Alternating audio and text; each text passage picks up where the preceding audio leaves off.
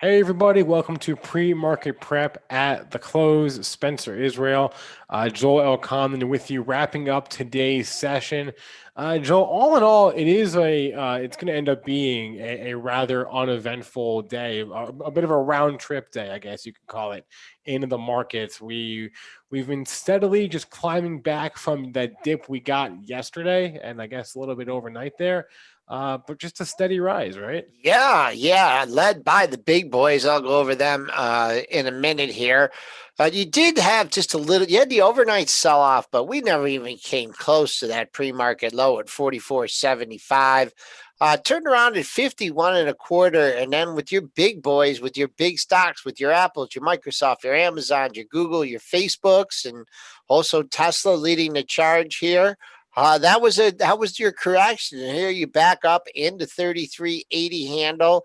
The high close for the rebound that was Tuesday's close at 33.87.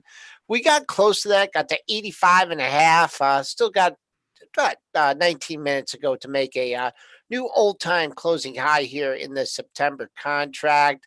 Another quiet day for the crude market, trading down 29 cents here, 30 cents as we speak at 42.61.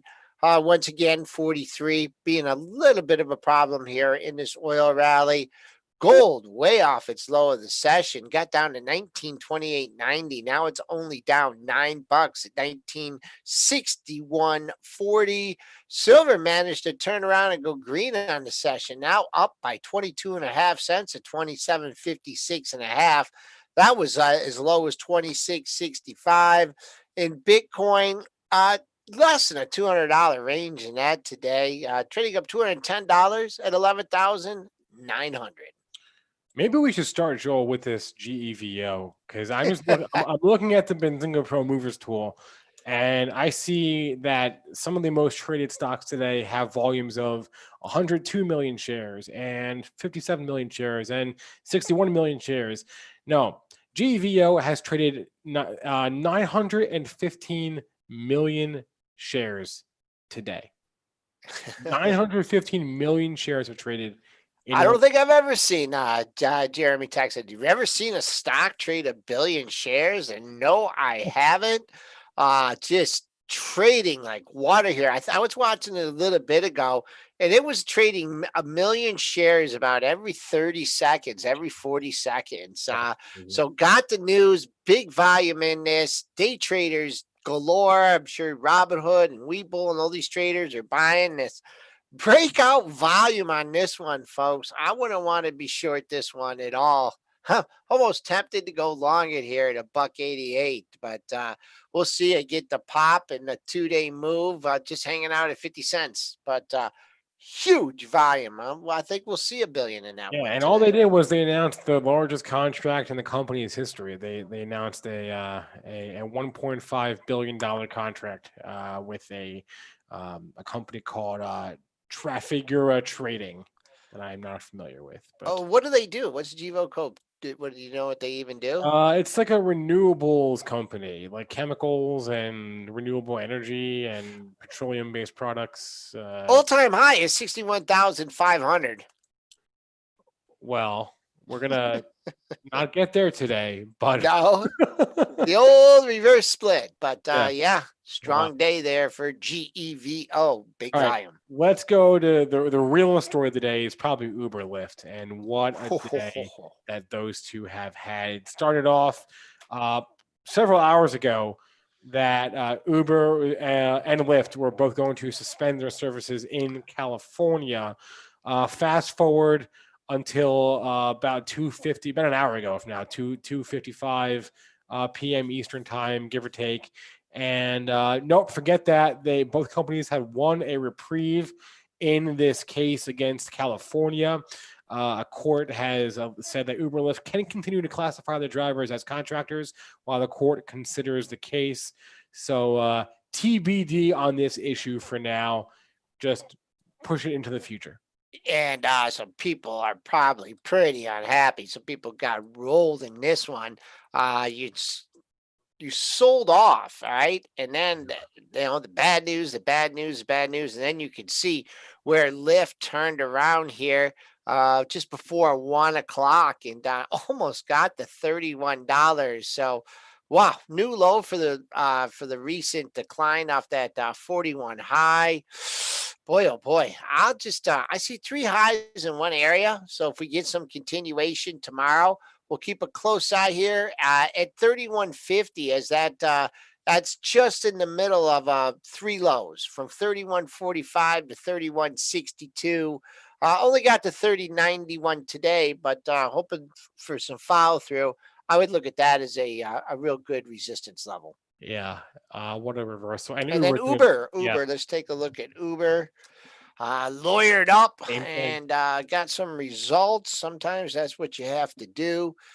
Uber, same thing, same time, turned it around. That's a big old bar too, big old green bar. For this one, set your sights. If you're looking for another target, you have a pair of highs just over 32. Is it 32? No, where's this at? Yeah, 32.21, 32.22. There it is. That's I believe that was some highs that you had after coming off earnings. So double top there. Keep an eye on that for a continuation rally in Uber. All right, and they're asking in the chat about Tesla. I mean, what is there to say every day with this thing? Every day. Every day, this thing goes up 100 points, 135 points. Dennis, tongue in cheek, said the $2,000 level today, and there it is. That hasn't even stopped it yet. High of the day is 21.99. So that's the only number I can give you in that one. Didn't quite at 1845 area was a pair of lows from we'll call it 1843 from Tuesday and Wednesday. Didn't quite get there today. One hell of a day for Tesla. I don't know if there's any way to know this, but I just would love to know how much of this buying is like fractional shares versus like whole shares. I imagine not much of it, but the move is so improbable. Like a year ago, I saw this on Twitter. A year ago, Tesla's market cap was less than GM's, and now here we are. Fast forward 12 months, and it's not just greater than GM. It's greater than GM plus Ford plus Fiat Chrysler plus Toyota. Like it's greater than all of them combined. Did Elon have a tweet today? I don't know. I'm behind on my Elon Twitter for the day. Okay, I thought I if saw something. If he did, chat, let me know because I don't know. Okay, all right. I thought I saw that, but bust out mode, and then I think tomorrow is the last day, right? You got to own it by tomorrow to. Yeah, the 21st is the record date. So Okay. if you want, for whatever reason, to participate in the stock split, you need to buy the stock. It's 4 for 1, right? Or no, 10 for 1. No, it's 4 for 1. I mean, let me just. What is it? I have it written down. If you want to participate, it's a 5 for 1 stock split. If you want to participate in that, you need to buy the stock. 5 for 1. It's still going to be a $400 stock. That's nothing. So yeah, you got to buy it before tomorrow's close, and then hold it through the 31st to participate in said stock split. This must be the mother of all stock split run-ups. I mean, this is incredible, totally crazy. All right. Moving on here, let's go to they haven't been added to the S&P 500 yet. No. And they have their battery day in September when they're going to unveil some new battery tech. So it's everything with this stock. What more is there to say about it? It's just punching up here a little bit. 2000 is now support an issue after you made that 2022 high. You came down, just kissed 2000, but who knows with this one. Yeah, so I see someone just mentioned Fastly. Yeah, Easy Mike. It's not just Fastly that's hot today. It's the entire software trade. Fastly is up. Zscaler is up. Zoom is up. MongoDB, Slack, Cloudera, Datadog. All these names up today. CrowdStrike, ServiceNow. All these software cloud names up today. They're all trading together, all having good days. Yeah, and it gave you a couple days to get in around 78 to 81. I think it even traded lower than that. The low of the move was, I believe, 72 and change. Jeremy talked about this when he was on the show. Low of the move, 72.55.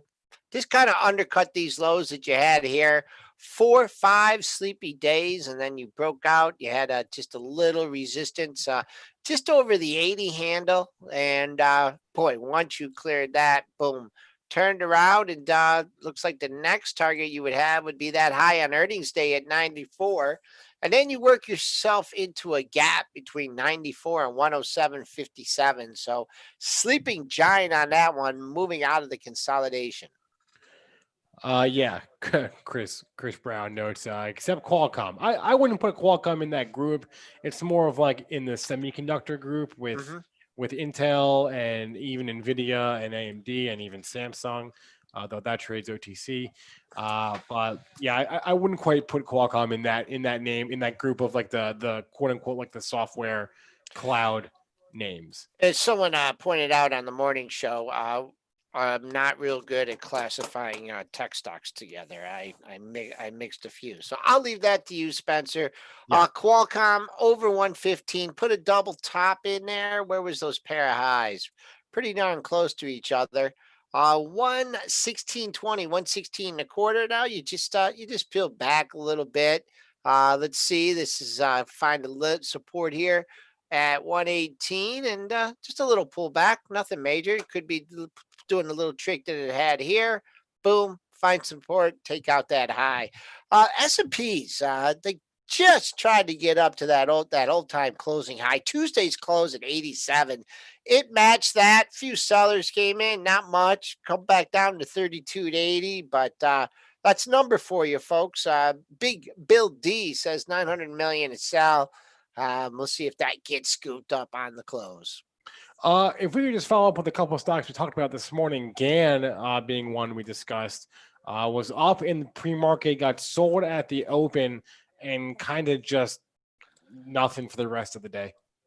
It had that area that we had talked about, right? It got carried away in the pre-market, got over 26 and a half, but you had to respect these highs that we had here, 26, just above 26, just below 26, 26 on the nose.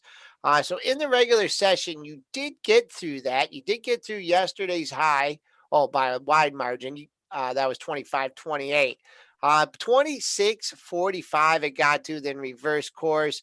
Came down. Maybe people were looking for 24. Still green on the session, but that pesky level, 26, still a pesky level here in GAN. Let's go back to the chat and see if there's anything. I saw somebody mention Upwork. Who was that? Let me get. I want to give credit to whoever mentioned. Credit where credit's due. Elite Trading, Upwork. I wonder if you trade Upwork and Fiverr together, FVRR, because they're both up today, but in different ways. Upwork has really caught a bit here in the last hour or so. Fiverr not so much, but they are both up. Fiverr's up 7% today. Upwork's up around 4% today. Looks like 15. We talked about this when Raz was on Friday. We talked about this, and all those highs over 15. A couple sleepy days did break out there, working up into this candle here. So it's going to be a little bit overhead supply, but nice breakout over 15. Your low today was under 15. That came in at 1470, but finally got that breakout to push it through that 15, through those 15 sellers. All right. And looking ahead here on the earnings calendar, again, we talked about they report after the close today. Yep. So does Raw Stores. That's kind of the big one for this afternoon. And then one stock that I own actually reports today, Cresco Labs. I'm trying not to look at that because every time I look at it, you know what I learned about myself? Every time I look at a stock that I own, it doesn't matter if I'm up or I'm down, but I want to sell it. No matter what. If I'm up, I want to sell. If I'm down, I want to sell. If I'm flat, I want to sell. I always want to sell. So I just have to not look at the stocks that I own and just forget that I own them. Ross Stores, they report the street is not looking for a good report here from them. selling it off. So if it comes out to be a good report, this thing could rip. I don't know if you get back up to 96 and change, but boy, it got up there. It just fell out of bed. So street leading short, looking for a bad report out of Ross Stores. Looking at support in this, you are nearing support, at least a couple lows in the same area. And that comes in at 86. So 86 possible support if Ross Stores, if it decides to go the other way. Akash says he sold his rocket today. Made a nice trade. Yeah, Bought at boy, oh 18, boy, at 1890. congratulations. Sold Yeah. somewhere in the low 20s, low to mid 20s. Not bad. Yeah, that was that came down there. The Kramer boost. You gotta that. And then I think it's one of the most heavily traded stocks on Robinhood too. So that nice Yeah, move. that'll Got help. up to 24.45. I was watching this in bewilderment. That was just one heck of a move. And I believe that's in the vicinity of its all-time closing high price. I'm not sure. Let me go to the records here to get that. I believe on its second day of trading. It closed at, oh, come on, go to a daily here. Oh, it just kept going to that 50%, right? Didn't even blink there. 24.45, your high in today's session, and your all-time closing high 24.90. So there's the next potential resistance for. We could get rid of this 50% because it didn't even blink on that one. In fact, it turned out to be pretty darn close to the low of the session instead of resistance. And then Joel, somebody wants your thoughts here as we're about to wrap up here on Overstock, noting that it is underperforming today. I'm not really sure what more you could want from a stock than Overstock, but what is the short interest on this stock if I can find it here? Let me see. I'm seeing like 11, as of the end of July, which so I need some updated data here, but 11%, which is not absurd. But I mean, what more? You got a seller. You got a seller, Spencer, on the dailies. Overstock 2 days in a row. Someone trying to work out of some stock here. 128.50. That's just your level. You've backed off 128.50, 128.32. So if you cannot get back over that level over the next couple days, maybe you'll get some profit taking in it. Nowhere near even yesterday's low of 115 and then 110, and then you dropped to 99.42. So pausing a bit, like to see it breach that all-time high and get over 130. But sellers are 128.5 over the last two sessions in overstock.com. We'll do one more here, Joel. Sure. TJX, they had earnings yesterday, and Yep. 2-day move. Talked about it. The 2-day move. There it is again. Follow through. Whatever the stock does the first day after a catalyst, follow through on the second day. A lot of times you get that. You took out the low of the move. Not a good thing. We were talking about the support in this one. Let me draw that line for you here. This sure looks like this is where we're heading. 3 lows in the same area, right around 50.5, we'll call it. Nope, was it a little bit higher than that?